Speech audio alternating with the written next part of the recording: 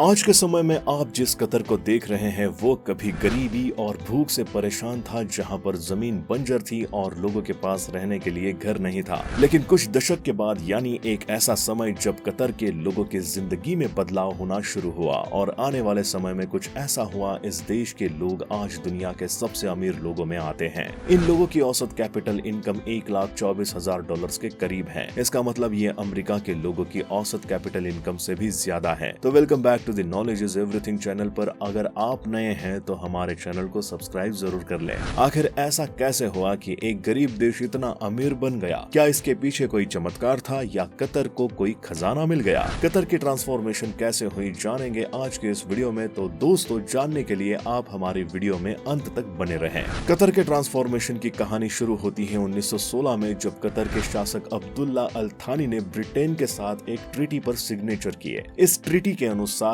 Qatar की Britain किसी भी तरह की कंडीशन में सुरक्षा करेगा और इसके बदले में कतर के नेचुरल रिसोर्सेज में ब्रिटेन का शेयर भी होगा। आपको बता दें, ये ट्रीटी 25 सालों के लिए की गई। इस तरह कतर का समय बीतता है और 1940 आते आते कतर में एक बड़ी शुरुआत होती है, यानी गैस के कुएं की खोज होती है और इसे निकालकर सेल करना शुरू हो जाता है। आपको बता दें, 1960 तक कतर में गैस फील्ड का एरिया काफी ज्यादा बढ़ जाता है और इससे हुए प्रॉफिट से कतर की दशा और दिशा बदलने लगी थी। जहां कुछ दशक पहले कतर में लोग भूखे और गरीब थे, उनके जीवन में चेंजेस होने शुरू हो गए थे। लेकिन ये चेंजेस बहुत धीमे थे, क्योंकि अभी कतर की कमाई इतनी भी नहीं थी कि सडनली लोग अमीर बन जाए। लेकिन कतर की हिस्ट्री में 1970 का वो दौर आता है जब कतर ने नॉर्थ फील्ड रेंज में एक बड़े गैस का खजाना खोजा गया। ऐसा कहा जाता है कि इस खजाने में इतनी गैस थी कि कतर रातों रात अमीर बन सकता था। लेकिन ये ख्वाब धरा का धरा रह गया, क्योंकि ये गैस फील्ड उन देशों से काफी दूर थी जिन्हें गैस की सबसे ज्यादा जरूरत थी और इसके लिए उन देशों तक पाइपलाइन बिछाना भी पॉसिबल नहीं था।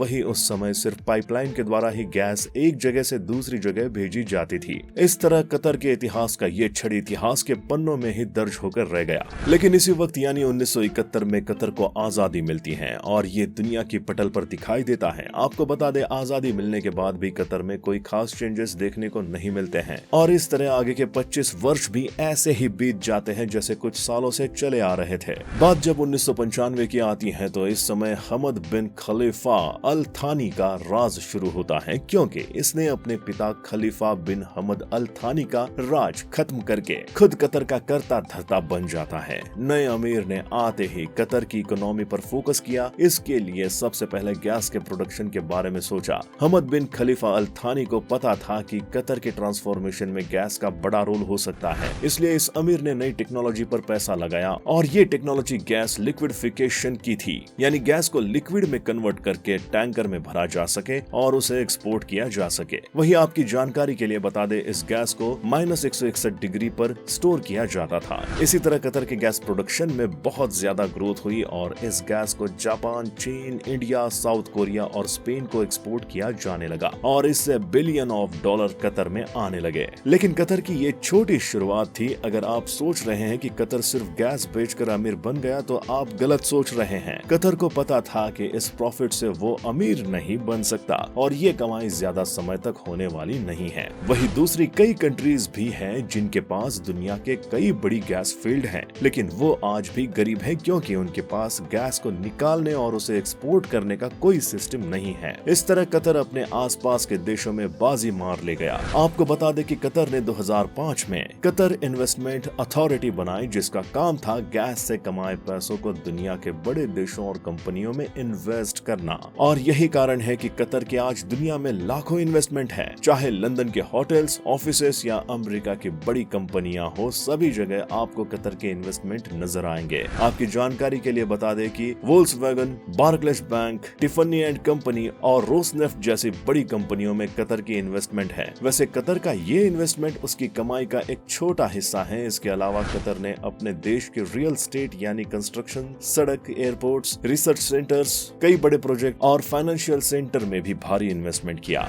आपको बता दें कि फीफा फुटबॉल वर्ल्ड कप जो कतर में हुआ, पूरे अरब कंट्री में से इकलौता देश है और यहाँ पर बनाया गया फुटबॉल स्टेडियम कतर के कंस्ट्रक्शन का हिस्सा था। आपको बता दें कि कतर का इस तरह के इन्वेस्टमेंट करने का मकसद गैस का अल्टरनेटिव ढूंढना था, क्योंकि उसे पता था कि गैस के रिसोर्सेज ज्यादा साल टिकने वाले नहीं है। ये तो रही कतर की इकोनॉमी की बात। बता दे कतर ने तो अपनी इकोनॉमी को तो आगे बढ़ा दिया था, लेकिन उसे दुनिया की नजरों में आने यानी पॉलिटिकल पहचान बनाने के लिए कुछ अलग करना जरूरी था, और इसके लिए कतर ने दुनिया का सबसे बड़ा अरब मीडिया नेटवर्क अल जजीरा की शुरुआत की। अगर आप कतर के इतिहास को देखेंगे तो आपको पता चलेगा कि कतर सऊदी अरब का पार्ट था, यानी सऊदी ने कई सालों तक कतर पर कब्जा कर रखा था। इसलिए दुनिया में कतर को अपनी पहचान बनाना जरूरी था, और इसमें अल जजीरा ने अहम रोल प्ले किया। आपको बता दें कि 2010 अरब स्प्रिंग लीगेसी प्रोटेस्ट के दौरान भी अल जजीरा ने प्रोटेस्ट को हैंडल करने में काफी मदद की, और इसी वजह से इसके कई दुश्मन हो गए, जिसमें सऊदी अरब और दूसरे कंट्री थे जिन्होंने अल जजीरा का अपोज किया।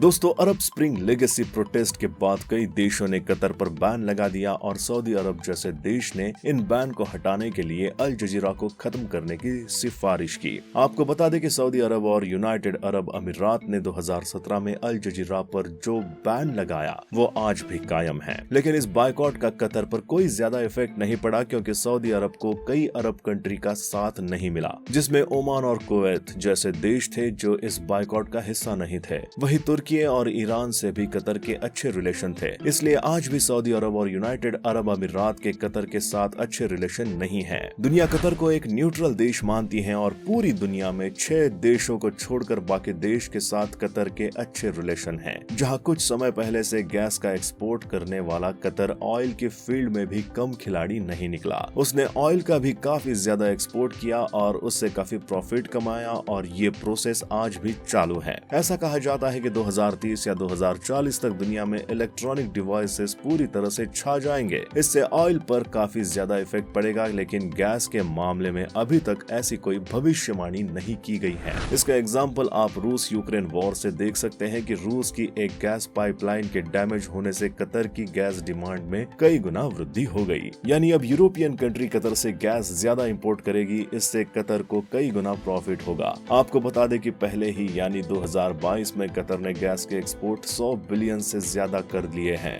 बता दें, जहां कुछ सालों बाद दूसरी अरब कंट्री के ऑयल रिसोर्सेज खत्म हो जाएंगे, वही कतर को कोई फर्क नहीं पड़ेगा।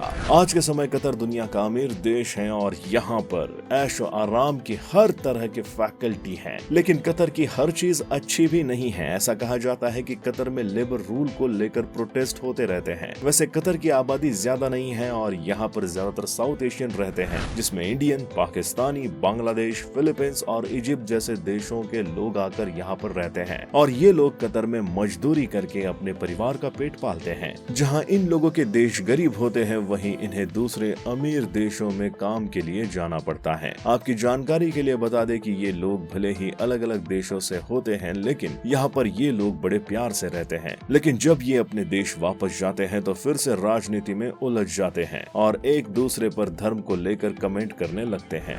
दोस्तों, कतर की ट्रांसफॉर्मेशन के बारे में जानकर कैसा लगा, और कतर के बारे में आपकी क्या राय है, हमें कमेंट करके जरूर बताएं, और हमारी वीडियो को लाइक शेयर कर चैनल नॉलेज इज एवरीथिंग को सब्सक्राइब करना ना भूलें।